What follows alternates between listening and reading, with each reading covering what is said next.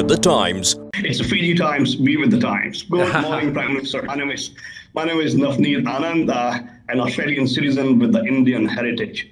One thing I wish to say, we all are very, very fortunate to be living in this country, Australia. Due to pandemic, I think we are the most safe on this earth. Thank you so much. Thank you. Well, I've got to say they're doing a great job in Fiji too.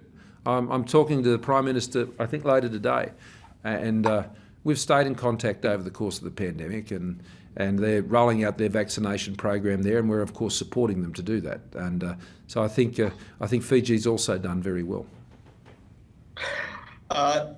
I'm from the Indian heritage, born in India, and being a director for Fiji Times, India Time, Australia. My question, Prime Minister, would be, there is a shortage of workers in hospitality sector, as we all know, because no more international students have come to this country, probably over a year now, and we don't see them to be coming back before July 2022.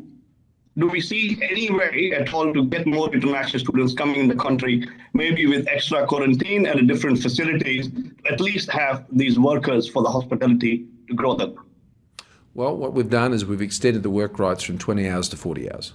And I think that'll be very important for the large numbers of students that have remained in Australia.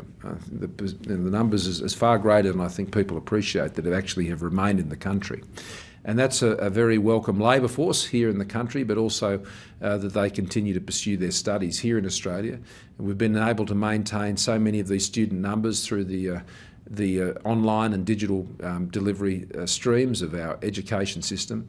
Our government has always been open to the university sector, which has very significant capital reserves and an ability to engage in establishing the types of facilities that could facilitate what you're saying.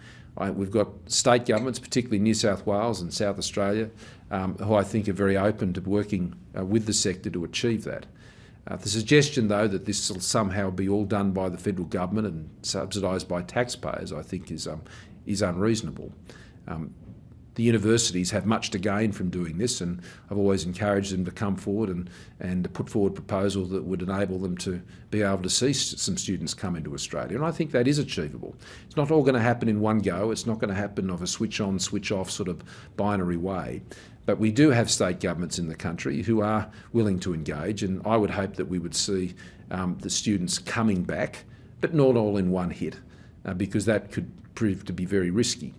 And we'd want to be confident about the arrangements for their entry. But, I think we have a positive disposition towards all of that. It'll just take time. As you said, a lot of students are doing their studies online while being in the home countries. But for an international student, it's not only the formal classroom study that they look into, they also want to have some of the international exposure coming to countries like Australia, meeting with people from different countries. I agree. Any chance at all? Any chance at all to have quarantine facilities for international students itself, maybe in a third country at all? In a third country? Well, look, there's been nothing that's been presented to us in a third country that has in any way been seen to be acceptable by the states and territories from a public health management point of view. In terms of the universities themselves stepping up and being prepared to fund the sort of thing you're talking about, I also haven't seen any great interest from them doing that either. But they have a lot to gain by doing so. Looking forward to it. Thank you so much, Prime Minister. Thank you.